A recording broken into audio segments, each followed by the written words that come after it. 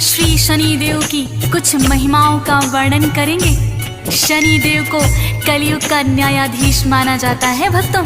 जिन पर ये कृपा करते हैं उसके जीवन में किसी भी प्रकार का कोई कष्ट नहीं आता भक्तों।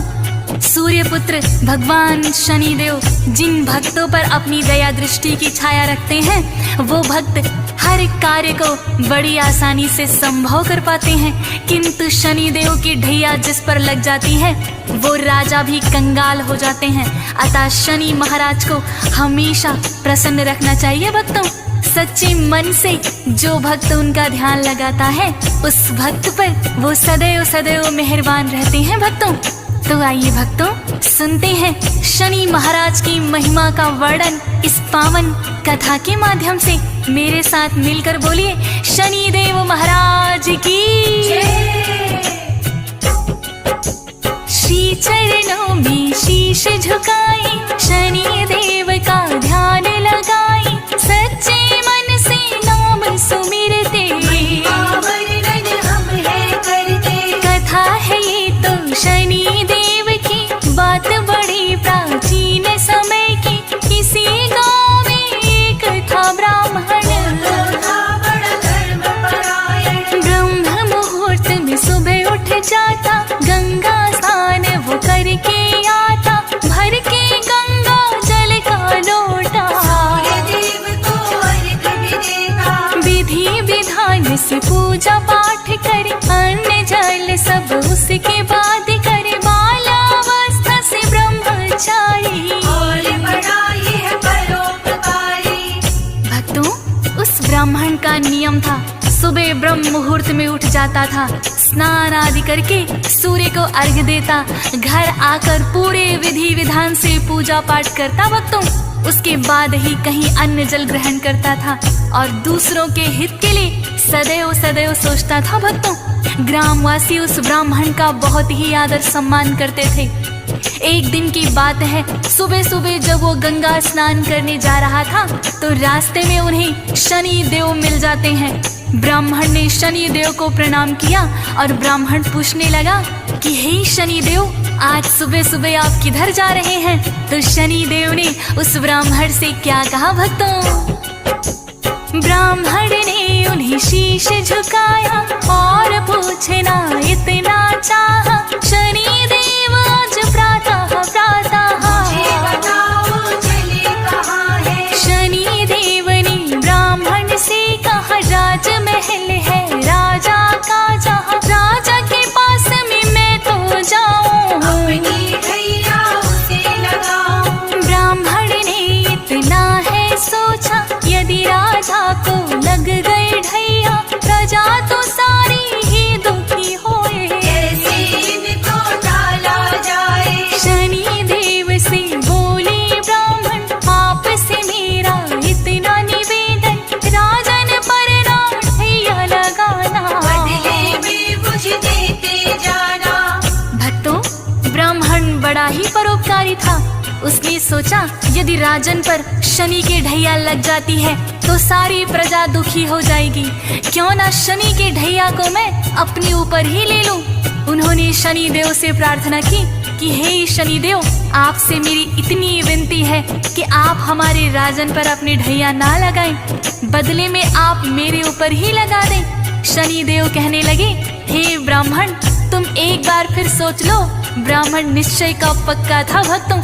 शनि देव से कहने लगा कि हाँ शनि देव, मैंने सोच लिया, आप राजन के बदले में ढैया मेरे ऊपर लगा दीजिए। शनि देव कहने लगे, कितने वर्षों के लिए लगाऊं?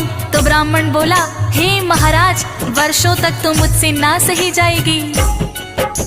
ब्राह्मण का था इतना कहना, वर्षों तक तो होगी सहना, इतनी सी कृपा बरसा दो, शनि देव ने बात मान ली, ढैया है ब्राह्मण पर लगती, गया ब्राह्मण गंगा स्नान को, शनि देव ढैया उस पर है, गंगा स्नान रहा वो कर है, सूर्य देव को जल है चढ़ाया, ध्यान लगा कर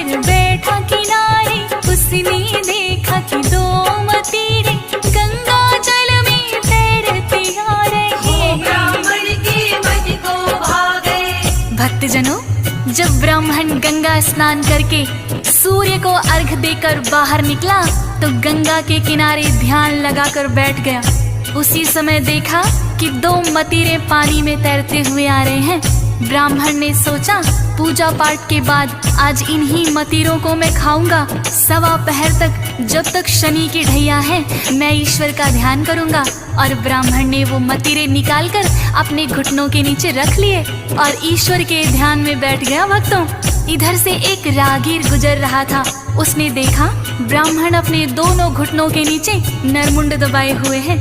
पास आकर देखा तो वो दोनों राजा के पुत्रों के शीश थे। भक्तों, नगर में जाकर उसने सबको बता दिया कि एक ब्राह्मण ने राजा के दोनों बेटों के शीश काट दिए हैं और उसे घुटनों के नीचे दबाकर बैठा हुआ है। ज्यों ही राजा तक ये खबर पहुंची, राजा बिलाप करता हुआ आया। भक्तों, और उसने सैनिकों को आदेश दिया कि ब्राह्मण को तुरंत पकड़ कर लाओ और सूली पर चढ़ा दो। बात नगर में फैल गई है, राजकुमारों की हत्या हुई है। राजा मंत्री को बुलवा कर उसे पकड़ कर, दोनों प्रिय मेरे राजकुमार हैं। ब्राह्मण ने दिया शीश उतारे हैं, सुनकर मुझको हुआ कष्ट है। ब्राह्मण तो बड़ा दुष्ट है, शीघ्र ही उसे पकड़ कर लाओ और आते ही सूली चढ़ाओ। सजा दो ऐसी न जाए भूली, चौराहे पर टांगो सूली। जो ही सैनिक वहाँ पे आए, ब्राह्मण बैठा ध्यान लगाए। राजकुमारों के जो शीश थे ब्राह्मण के घुटनों के नीचे। भक्तजनों, जब सैनिक वहाँ पर आए तो देखा वास्तव में ही ब्राह्मण ने अपने घुटनों के नीचे राजकुमारों के शीश दबा रखे थे। ब्राह्मण को सैनिकों ने उठाया। ज्यों ही ब्राह्मण ने आंखें खोली, देखा कि वास्तव में मतीरों की जगह राजकुमारों के शीश हैं। भक्तों, अब ब्राह्मण को समझ में आ गया शनि देव की ढैया ने अपना असर दिखा दिया। सैनिक उसे पकड़कर ले गए। राजा ने कहा, इस ब्राह्मण ने मेरे निर्दोष राजकुमारों की हत्या की है, इसे तुरंत ही सूली चढ़ा दो। ब्राह्मण को चौराहे पर लाकर जैसे ही सूली लटकाने लगे, सूली टूट गई। भक्तों, फिर राजा ने तांबे की सूली बनवाई और ब्राह्मण को सूली चढ़ाने लगे तो वो भी टूटकर गिर गई। भक्तों, इसी तरह राजा ने चांदी की सूली बनवाई, वो भी टूटकर गिर गई। भक्तों, तो सोने की सूली बनवाने का आदेश दिया राजा ने। तब तक 1.25 पहर बीत चुका था। भक्तों,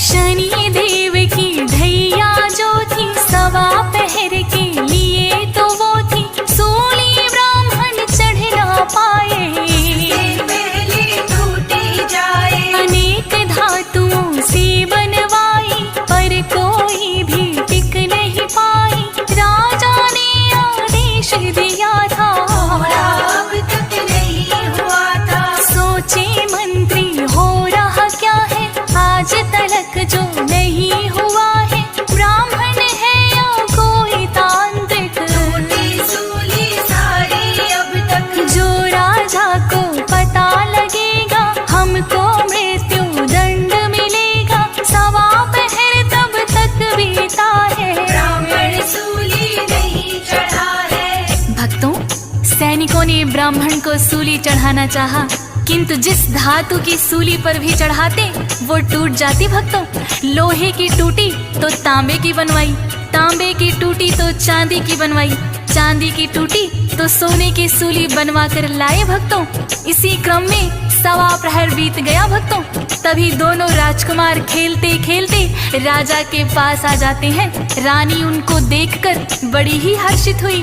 फिर रानी ने राजा से कहा कि हे महाराज, अभी तक तो सैनिक ब्राह्मण को सूली पर चढ़ा चुके होंगे, हो सकता है ना भी चढ़ाया हो।